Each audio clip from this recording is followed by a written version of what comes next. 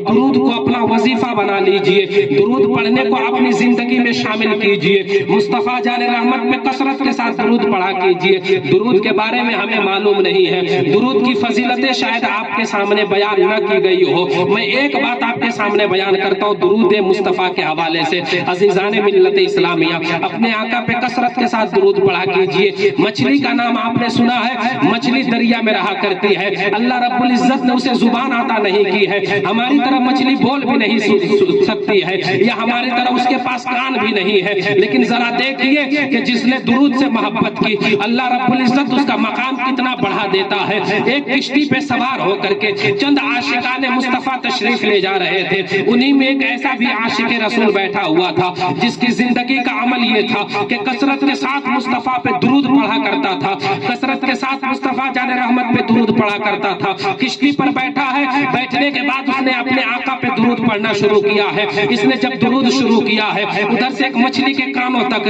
दुरूद के अल्फाज पहुंचते हैं। मछली ने अपना सारा कुछ छोड़ दिया और दुरूद सुनने लगी। जिधर जिधर किश्ती जा रही थी, उधर उधर वो मछली तैरती हुई जा रही थी। आखिरकार ये लोग साहिल पे पहुंच गए, मछली ने अपना रास्ता लिया है। जब अगला दिन आया है, एक मल्लाह आया है, उसी दरिया में अपने जाल को डाला है। जाल डालना था कि ये मछली जाल में फंस जाती है। मल्लाह ने मछली को लिया है और मंडी में बेचने के लिए पेश किया है। एक इंसान घर से चला है, उसी मछली को खरीदा है जिस मछली ने मुस्तफा पे पढ़े जाने वाले दुरूद को सुना था। मछली को खरीद करके अपने घर लेकर के आया, अपनी बीवी से कहा इस मछली को तैयार करो, जल्दी तैयार करो, मुझे फला काम पे निकलना है। बीवी ने मछली को तैयार किया, उसके बाद हांडी पे चढ़ाया है, आग को जलाई है। जब आग जलाई है, आग जलाने के बाद हांडी को रख मछली को हांडी में रख करके जब आग पे चढ़ाती है तो आग है कि जलने का नाम नहीं लेती है, और जब नीचे उतारती है मछली को तो आग जलने लगती है, और जब मछली को चढ़ाती है आग पर तो आग है कि जलने का नाम नहीं लेती है।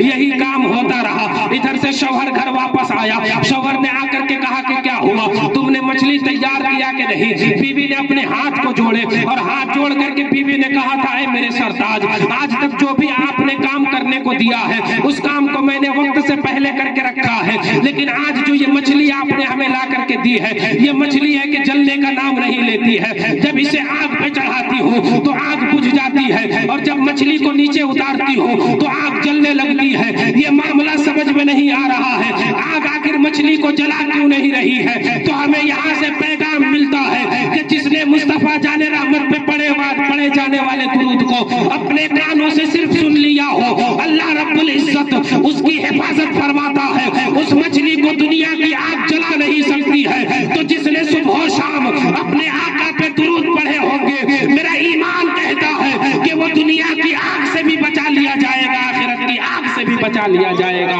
अजीज़ान मिल्लत इस्लामिया, अपने आका पे दुरूद पढ़ा कीजिए, मुस्तफा जाने रहमत पे दुरूद पढ़ा कीजिए। अस्सलातु वस्सलामु अलैका या रसूल अल्लाह, अल्लाहुम्मा सल्ली अला मुहम्मदिन। दुरूद पढ़ा कीजिए अपने नबी पर। ये जिंदगी का कोई भरोसा नहीं है। बहुत सारे लोग आए, कब्र को आप जा करके देखिए, आज उन नामवरों की कब्रें भी आपको देखने को नहीं मिलेंगी जो एक जमाने में लोग उनके नाम से डरा करते थे, कांपा करते थे। उनका एक अलग सिस्टम चला करता था, लेकिन आज उनके कब्रों के नामो निशान नहीं। और जिन्होंने अपनी जिंदगी को मुस्तफा जाने रहमत के कदमों में निछावर कर दिया, उनको दुनिया से गए हुए हजारों साल बीत गए, लेकिन आज उन्हें लोग इस तरह याद करते हैं, लगता है जैसे कि कल की बात है। ख्वाजा गरीब नवाज को जानते हैं आप? जानते हैं? कितने जमाने हो गए। आला हजरत का नाम आपने सुना है? आला हजरत का नाम सुना है कि नहीं आपने? आला हजरत बहुत बड़े आशिक रसूल का नाम है, समझ रहे हैं? सैकड़ों साल बीत गए, लेकिन आज भी आला हजरत को हम ऐसे ही याद करते हैं जैसे उस दौर में याद किया जाता था उन्हें। जानते हैं क्यों? आला हजरत को हम याद जो करते हैं या मानते हैं, इस वजह से नहीं कि वो जमींदार थे, इस वजह से नहीं कि वो मालो दौलत में कम नहीं थे, इस वजह से नहीं कि उनका घर बरेली शरीफ में है, बल्कि हम इसलिए मानते हैं आला हजरत को कि उन्होंने हमें मुस्तफा से इश्क करने का तरीका बता दिया है। आला हजरत ने हमारे ईमान की हिफाजत की है, आला हजरत ने हमारे फिक्र की हिफाजत की है।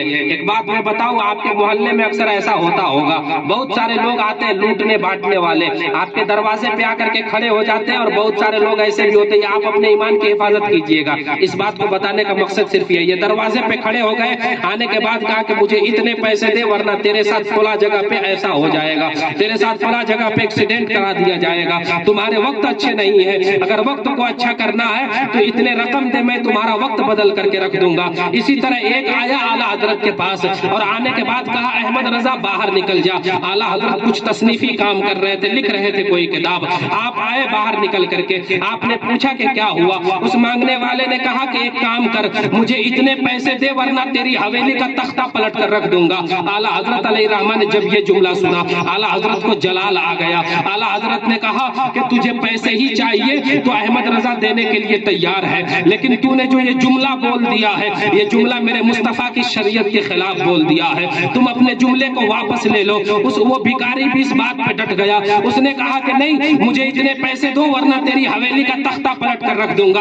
आला हजरत को जलाल आया। आला हजरत अलैहिर्रहमा की अम्मी जान अंदर काम कर रही थी। माँ ने कहा अहमद रजा बेटे, फकीरों के मुंह नहीं लगा करते, वो जो मांगते हैं उन्हें दे दो। आला हजरत ने कहा अम्मी, देने के लिए आज जो अहमद रजा अपनी जान भी दे सकता है, लेकिन मुस्तफा की शरीयत के खिलाफ एक जुमला बर्दाश्त नहीं कर सकता। ये बात हो ही रही थी कि आला हजरत के बड़े बेटे सरकार मुफ्ती आज़म हिंद छत पे खेल रहे थे, अचानक आपका कदम फिसला है और आप जमीन पर गिर गए। पूरे घर में कोहराम मच गया। माँ कहने लगी मैंने कहा था कि फकीरों के मुंह नहीं लगा करते, देखो तुम्हारा बेटा जमीन पे गिर गया है। लेकिन आला हजरत वो थे, वो इश्क के चट्टान थे, उनके दिल में जो मुस्तफा जाने रहमत से मोहब्बत थी, वो मोहब्बत किसी सूरत में कम होने वाले नहीं थी। अगर कोई दूसरा होता, ऐरा गहरा होता, तो उसके कदम जगमगा जाते। आला हजरत ने कहा था ये तो मेरा एक बेटा है, अगर इसके जैसे हजारों बेटे हो, मुस्तफा की शरीयत पे एक एक करके कुर्बान कर दूंगा,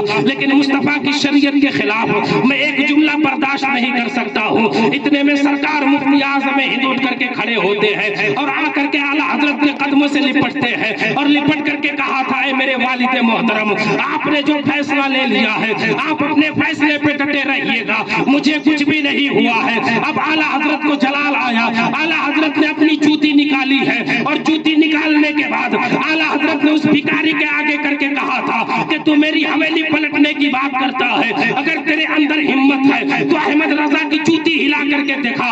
उस भिखारी ने एक हाथ लगाए, जूती न हिला सका। जब एक हाथ से न हिल सकी जूती, उसने दोनों हाथ लगा दिए, फिर भी आला हजरत की जूती न हिला सका। जब आला हजरत की जूती को वो पूरी ताकत लगाने के बावजूद भी न हिला सका, तो पीछे हटा, और पीछे हटने के बाद कहा था अहमद रजा तुम जादूगर हो, तुमने जूती में जादू कर दिया है। तब मेरे इश्क के इमाम ने कहा था कान खोल करके सुन ले, अरे अहमद रजा जो बोलता है वो जादू की बुनियाद पर नहीं, बल्कि मुस्तफा जाने रहमत की हुकूमत की बुनियाद पे बोला करता है।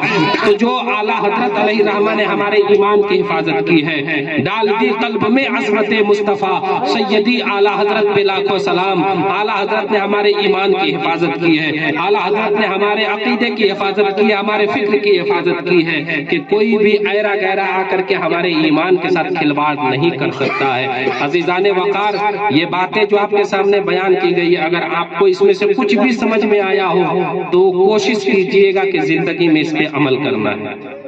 अमल कीजिए तब ठीक है, वरना हम लोगों का आना बुलाना ये सब बर्बाद हो जाएगा। कोशिश कीजिए अपनी जिंदगी में आप इस पर अमल करें।